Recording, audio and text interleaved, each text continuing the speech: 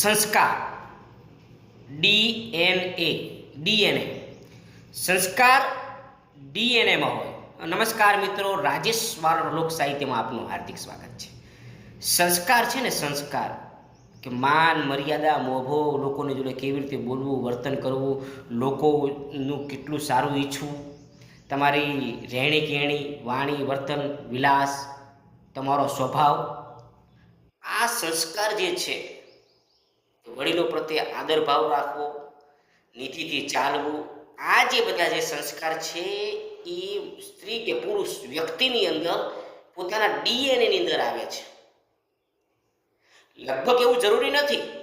હા, તમે ઘણા એવા દાખલા હશે કે જેના મા બાપ સંસ્કારી હોય, માતા પિતા બંને આધ્યાત્મિક દ્રષ્ટિએ આધ્યાત્મિક હોય, ભગવાનનું ભજન કરતા હોય, એકદમ સંસ્કારી હોય, ત્યારે એના સંતાનો તમે ઘણા એવી જગ્યાએ દાખલા, એના સંતાનો એકદમ નફ્ફટ હોય છે. અને ઘણી જગ્યાએ ઉલટો એવો દાખલો હોય છે કે માતા અને પિતા એકદમ કુકર્મી હોય અને એના સંતાનો સાહેબ સંસ્કારી થાય છે. એટલે હું તો એમ કહેવા માંગુ છું, જે સંસ્કાર છે એ વ્યક્તિના ડીએનએમાં આવે છે. ચોરી કરવી, ચોરીની આદત પડવી, એ વ્યક્તિની અંદર સંસ્કાર અંદરથી જ ઉગે કે આપણે આ ચોરી કરવાની જે દાનત છે એ અંદરથી ઉગે છે.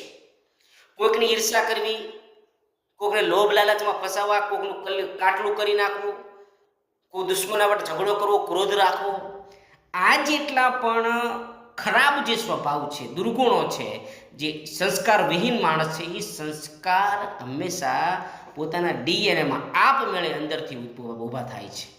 એટલે સંસ્કાર એ ડીએનએમાં હોય છે. હા, કદાચ કોઈ ફેરફાર પડે છે કે તેનો સંઘનો ફેર પડે, તમે કેવા જોડે રહ્યો છો એનો ફેર પડે, બાકી જે ચારિત્ર્ય રહ્યું એ પોતાના અંદરથી ઉમકે છે.